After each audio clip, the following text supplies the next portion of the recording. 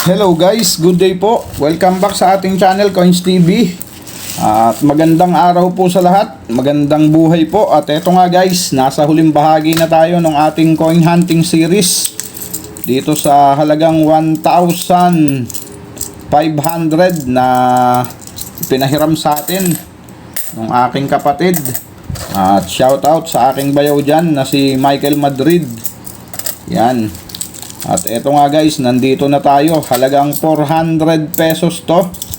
So, tignan natin. Baka makadali tayo ng hard to find dito. At unahin na natin itong tigli 5 piso na BSP. At ihuli na natin yung 10 piso na yon. Sana makahunt tayo dyan.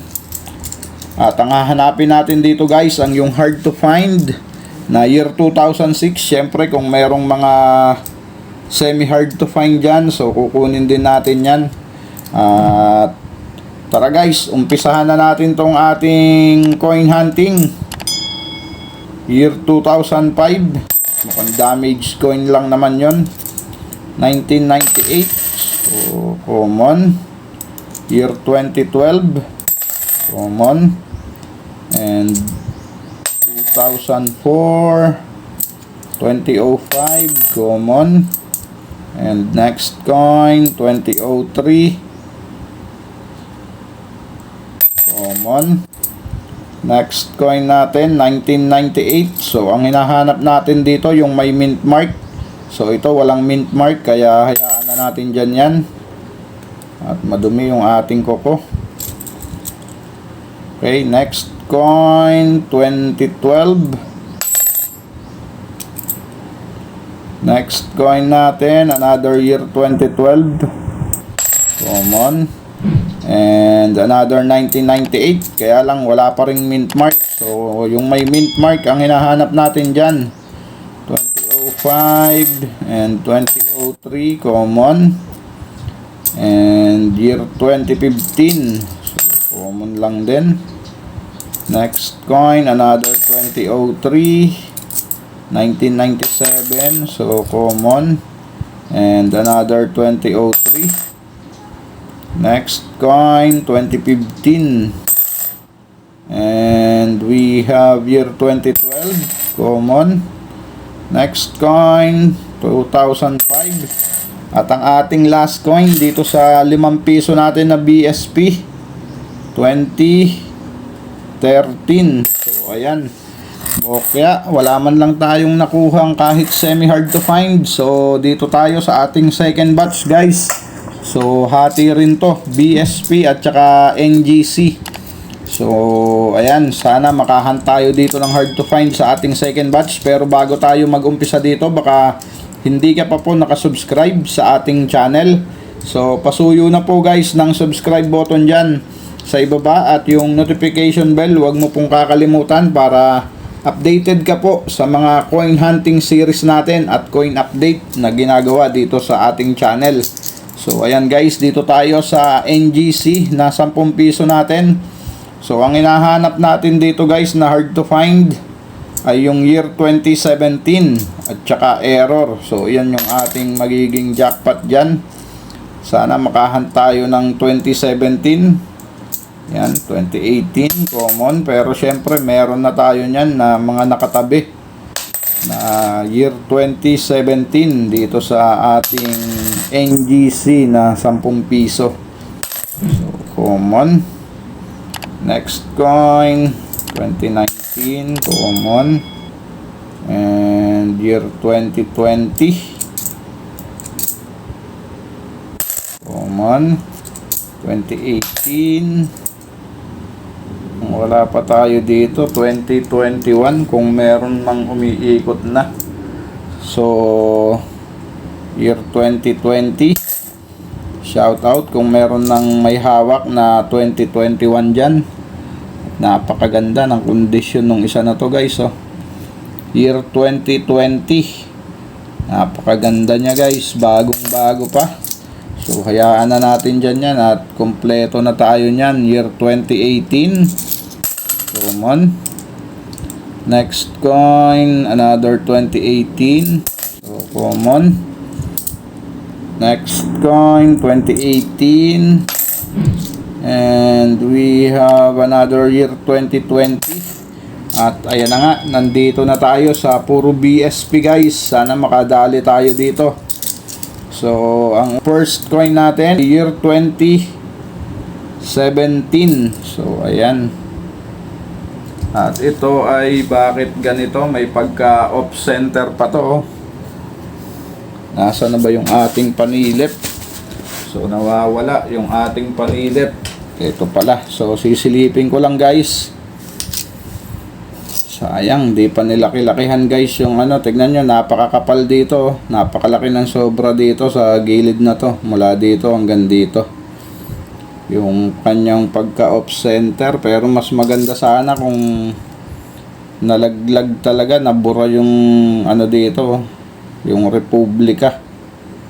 So ito ay hayaan na natin. Marami naman tayong nakikitang ganyan na may pagka off center.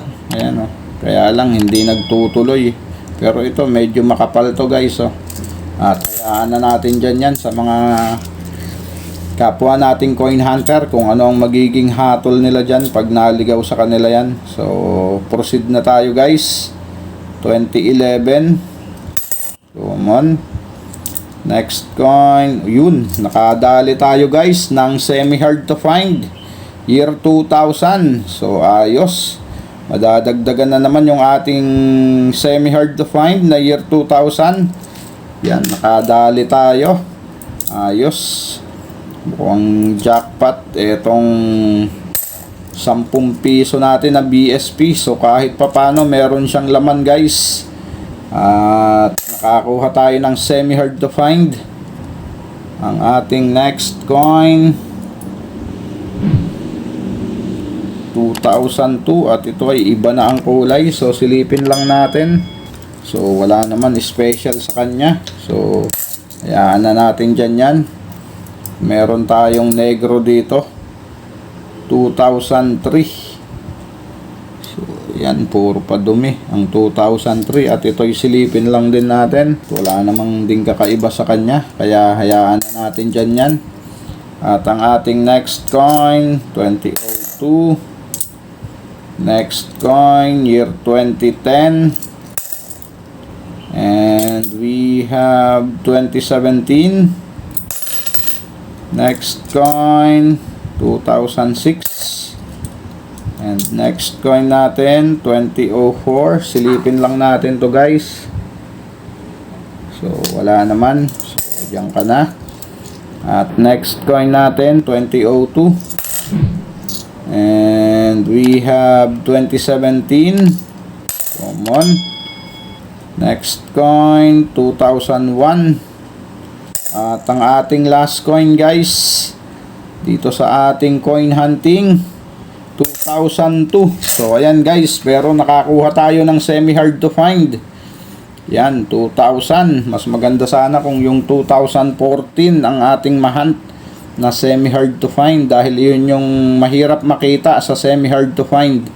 2014, itong year 2000 at saka 2016. Yan yung madalas nating makita sa semi-hard to find.